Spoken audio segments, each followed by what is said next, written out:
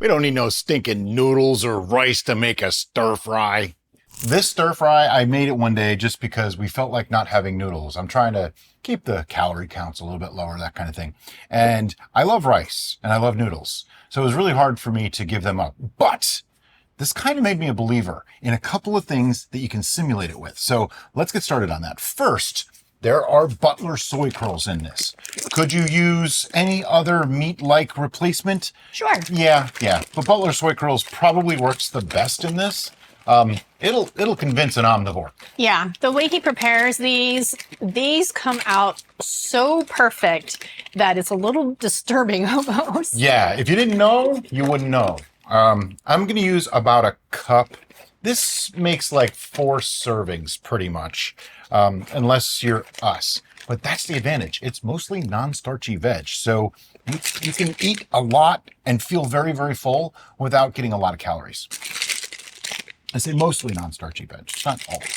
Now, to prepare these are dry. If you've never worked with these before, these are whole soybeans that have been pressed into this shape. Okay, so this is considered a whole food by a lot of people. I think it's weird, but it is considered a whole food.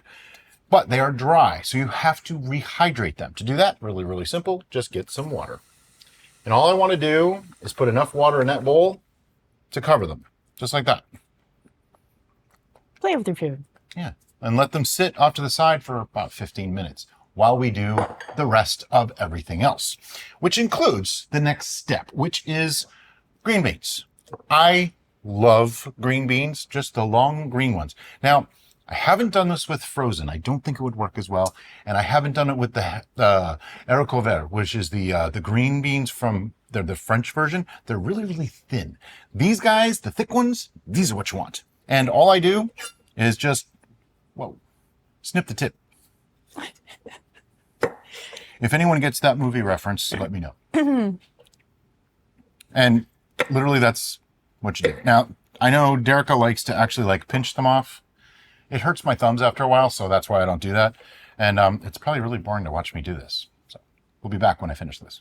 By the way, this is a package of 12 ounces of green beans.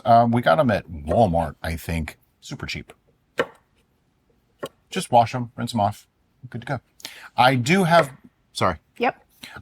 my wok on the stove now with some water in it boiling because I like to pre-cook my green beans a little bit because I'm kind of picky about the texture of green beans. They get weird if you don't cook them right. You know, it's just wrong. All right, so I got all my green beans snipped. Now they're going right into the boiling water. And all these little ends and bits and pieces, what are we going to do with those? They're going to be compost. We finally got her composter brought over from the old house. I'm so happy. Yeah. So now we're not throwing stuff away and having to save stuff, and it's been kind of crazy. But anyway, here's the last of them. 5 minutes, we're going to boil those. While the green beans are cooking and the soy curls are soy curling, we're going to prepare the rest of the veg. First, mushrooms. I have 8 decently sized mushrooms here, but you can use more or less if you want to. These are just baby bellas, I guess, but white button mushrooms work well. Creminis are good. Porcinis are good. Whatever you like. Our green beans are talking to us. Yeah, they're spitting back there. What the heck? When your food talks back to you, it's kind of what we're trying to avoid with a plant-based diet, aren't we? All right, so these little mushroom bits are not going into the compost. They're going into my broth bag in the freezer. Now, the way I'm going to cut these, though, is I'm basically just going to, quarter them so that we get nice big chunks of mushroom. This is all about texture. Now, a really big guy like this, I'll just do 6 pieces. So you get, like that. All right, so I'm just going to start putting all of our prepared stuff, veggies, into a big bowl here. So I just have a big glass bowl. Next. I know, what do you want? Let's do the zucchini. We have a zucchini. It's just a standard zucchini, nothing big. You can use yellow squash if you want. You can leave it out if you really want to. I like them. And I'm just going to cut it in half, cut each of those in half, and make half moons about 1/2 inch thick. See that? Half moon, 1/2 inch thick. It's really easy to remember. I like to make the chunk size of zucchini a little bit larger so that you're biting into something and they don't break down quite as much during the cooking process. Like I said, it's all about texture and layering here. And in a stir fry, everything cooks pretty fast. So you want to make sure that your sizes are right, or you have to stagger cooking times and things like that. It gets a little complicated. But you notice, it's all just going in one bowl. Next, an onion. Just a standard cooking onion, yellow onion, whatever you want to call it. All this paper and the outside peel. What are we doing with that? That's going to go in the broth bag. Yeah. But this outside, I mean, that's the nasty bits. Nobody wants to eat that. So, oh, this whole onion is nasty. Yeah. Every once in a while, you get a nasty onion. I don't want to put that into the broth bag. Nope. To me, that's compost. Yep. So all that part of it's compost. Okay, so yeah, we had a kind of a nasty bit on an onion. No big deal. But what I want to do is just make long slices on these. Do you want me to get this out of your way? Sure. Something like that. So we'll have a little less onion in this one. It's okay. We're going to have scallions in it. So yeah, this is not going in the broth bag. No. It's not quality material for my broth. That's right. When you're making broth, you want to have good quality stuff. Yeah, it's scraps, but it's still the best of the pieces. That one was starting to go. I mean, you've all seen onions that do that. So that goes in the compost. Okay, onions. Just going to separate a little bit. That's still enough onion, I think. I mean, I could add another one. It'd be fine, too. Okay. Carrot? Carrot. Now, for the carrot, I have a flat peeler. And all we do is scrub them and snip the tip of the carrot, too. That's goes in the broth bag. Okay. I'm keeping the end on for reasons to be explained soon. And I'm going to take the peeler and go about halfway up and start making these ribbons. Remember I said before we're going to simulate noodles and things like that? These carrot noodles, if you will, go a long way towards doing that. Between that and the green beans, it's kind of amazing how well it simulates it. Even her dad, when he had it, he was like, oh, these carrots are like pasta. Yep, exactly. So I just do that. Now, the reason I'm doing it halfway down is so that we don't get them too big. Green beans are done. Yes, that timer is really annoying. I'm sorry. Green beans are ready. Let me just strain those out real quick. So basically, I'm just going to dump out all that hot water and put them into a colander. Can you grab that one green bean? Don't burn yourself. Careful, careful, careful. All right, and I'm going to let that just drain. I put the pan back on the stove, but it's off the heat. It's still kind of warm because I'm not quite ready for it yet. So I still have this carrot. So the other half, I'm going to start doing the same thing. So now I get 2 sets of noodles out of each carrot. I'm sure there's probably a better way to do this. I'm just doing it the best way I know how. By not cutting the end off, I'm actually able to get more of it, which sounds weird, but you know what I mean. And I'm just kind of turning it 90 degrees. So I made a square carrot. There will come a point where it gets like this, to a point. And at that point, it's best for just chef snacks. And I'm going to cut off the piece that touched my mouth. That goes into the broth bag. And then the other piece goes in his mouth. And then all the carrot noodles into our bowl. Peeling the carrots into those noodles are really going to save us on cooking, as Brian was talking about earlier. If carrots were kept in a chunk, they're going to take a lot longer to cook. This way, they'll cook the same amount as the other vegetables. Now, I have the pan back on the heat. On our stove, I put it up to like 8. I have been known to run it on high when I'm doing stir fries like this. I want the pan hot before I add this in because I'm not going to be using any oil for cooking today. But I might add a touch of water when I first drop them in so nothing sticks. All right, my pan is hot. You can tell I didn't even wash it out or anything. Just dump everything right in there. Now the mushrooms are going to give up some liquids. So is the zucchini. That's going to work to our advantage to keep things from sticking. But it is a stir fry, so I want to keep things moving relatively well for the first minute or two until I see if I need any extra liquid. Right now, doesn't look like it. Yep, just a touch. Just have a little bit of water here, just maybe a teaspoon. And get everybody moving.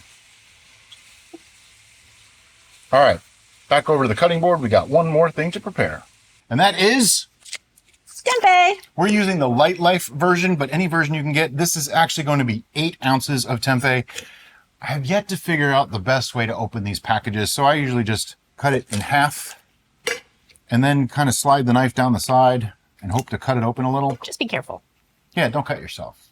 I don't want to be responsible for people cutting themselves because I told them how to do something on my show. Now, you might be wondering why we're adding tempeh when we already have the soy curls that are going to go in, and that's because of texture and flavor. And complexity.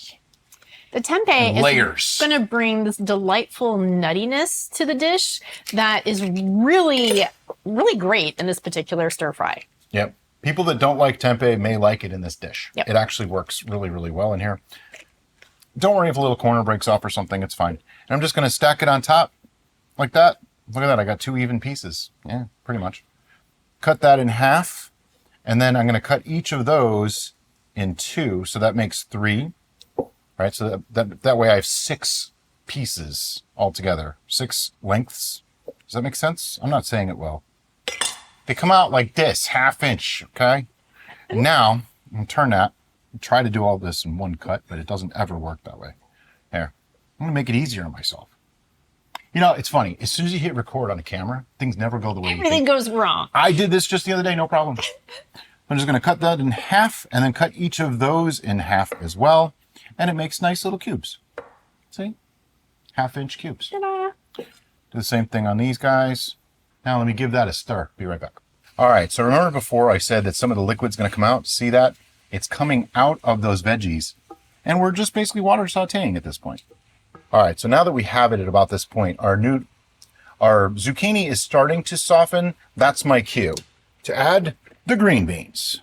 They are mostly cooked, but not fully cooked, so we want to just get them in there and start mixing around.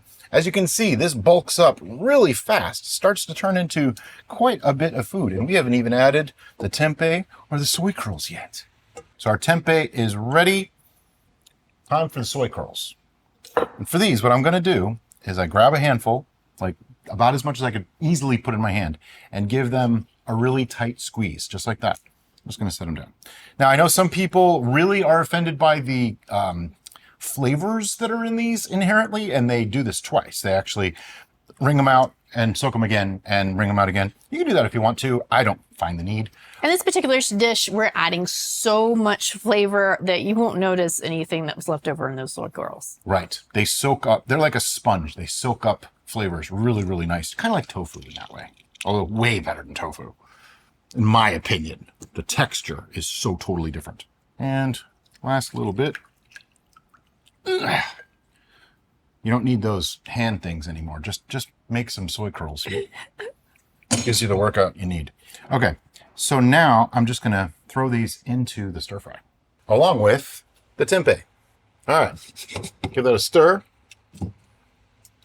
You shouldn't see much browning in the pan. You're really looking to more or less just steam these in the pan. It's all good. It looks really, really good. This is exactly what I want it to be. All right, time to make some sauce. Okay, our sauce has 3 basic parts, 4 if you count water. The first is this. This is Bakken sauce. I think I'm saying that right. It is Japanese barbecue sauce. So when I say this is a stir fry, notice I didn't say what nationality or originality or tradition this is, because it's not. I made it up, okay? Bakken sauce, though, awesome stuff. We're going to use about 1/4 cup. Then I found this other one. It's mushroom flavored dark soy sauce. Now, it doesn't have to be mushroom flavored, just regular dark soy sauce. This has been a secret ingredient of mine for a little while now. I love tamari, I love soy sauce, but this one, of course, it's a vegan version, plant-based version, adds such a rich depth of flavor that it's unbelievable. And the last thing that we're going to be adding is for some more richness and depth, and that is sesame oil. When we started limiting our oil consumption, sesame oil was the one thing we couldn't omit. Yeah, I made an excuse for that one. We're using it.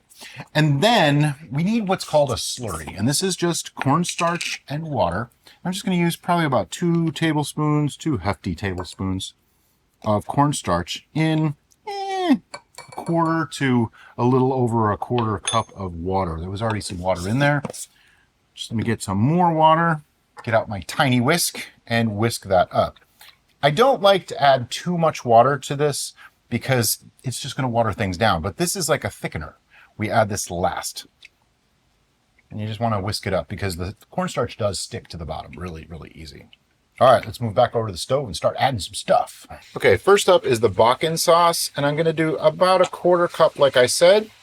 Then is the dark soy sauce. Now this, about a tablespoon or two is all you really need, something like that. Sesame oil, a teaspoon to a tablespoon, whatever you're comfortable with. It does add some fat, so it is something to be aware of. Now I want to mix that through, and immediately you'll see it start to darken everything and cook down a bit. Mostly the soy kernels are going to absorb all those flavors. And I want to let it soak in a little bit before I thicken it up, because I want those soy kernels to really absorb that flavor. It does not take very long to cook this down and get all the flavors in. But I want to make sure the tempeh and the soy kernels absorb everything. I wish we had smell-o-vision, ladies and gentlemen, because this smells delicious. Oh, you know what we forgot? Black pepper. Black pepper. Need about a good couple of pinches, probably a half teaspoon or so. Okay, I'm just going to cook that for another few seconds because I'm already seeing the pan starting to get a little bit drier. There's not a lot of liquid in there. See, that's what we're looking for. And now we take our slurry, give it a last mix so that everything comes off the bottom, and pour it right in. Keep it on the heat though, and then start mixing that through. Because I lost an onion. We have an escapee. What'll happen is it'll start to thicken up almost instantly. Now I kill the heat. I just leave it on for that few seconds to let it heat up. And remember all that liquid? Gone. Now it's just a nice, thick, rich sauce that's coating everything. You know what it's time for now? It's time to taste this. Okay, last but not least, before I serve this, I like to have a couple of garnishes on this one. Now, these are green onions. You notice I'm leaving about an inch at the bottom. You know why? Because he married a gardener. That's right. She grows them. And then I'm going to do a little bit of a bias cut. Very thin slices at first for the white part. I like all the parts of the green onion. And then as I start getting to the greener parts, I go ½ inch to 3/4 of an inch long or so. Just give a little extra crunch into that dish. I don't like the ends though. That's not my favorite thing. Yeah, on Derica's gardening channel, she has a gardening channel, by the way, for those that don't know. She actually has a video on how to regrow greens. You don't get the whole onion, but you get the green stalk, and it's actually really nice. That's a little big. That I would not want to bite into that. That's a chunky boy. Yeah. So let me just slice that up. And, you got to look through. And nothing's perfect. Make sure you. I think you got an end here. Oh, get rid of the end. We don't. No ends. No ends. Is this one an end? That looks like an end too. How many ends did I have? There's a lot of ends. All right. Once we have that, I'm just going to throw them in a bowl. Speaking of throwing things in a bowl, it's time for a tasting. All right, so just grab a little of your green onion, sprinkle that over the top. I like the flavor of it, but it's actually just a really nice garnish. We also like to use sesame seeds as a garnish, but why use one type of sesame when you can use 3? So we got the tricolor sesame seeds. Just a nice sprinkle over the top. And there you go. But now we got to take pictures of this and make a video to show at the beginning of the show that you've already seen. We'll be back in a second. Now it's time for the best part of every cooking show where we get to taste it. And Derica got out the chopsticks because, why not? I actually really enjoy eating with chopsticks, but it gets annoying to me for some things, but for stuff like this, it's probably okay. All right, I want some of that noodle, aka carrot, and a nice chunk of tempeh. The tempeh absorbed a lot of the flavor. That's wonderful. But it still retains its nice tight texture and chew and that little bit of nuttiness. This is a piece of soy curl. Most people would say looks like something else that we don't eat anymore. Right. But anyway, I'm going to try that. Get some mushroom. Come on, mushroom. It's just got such a wonderful range of textures and flavors. And having the pieces larger and smaller makes that complexity. It just really, really works. You do not miss not having rice or noodles with this. It's just really, really awesome. This is a really simple dish that you can make to impress friends if you have some people coming over. Oh, absolutely. And as far as storage options, it usually doesn't last long enough for us to store. Yep. But if there's leftovers, you could put it in the fridge and keep it for a few days. Just reheat it in the microwave is the best I got. It's probably not going to be quite as good as when it's fresh, though. Sauces like this just don't work as well when they've sat for a while. But make this. It's just really, really good. And as always, guys, Thank you so much for watching. We'll see you next time on The Bistro.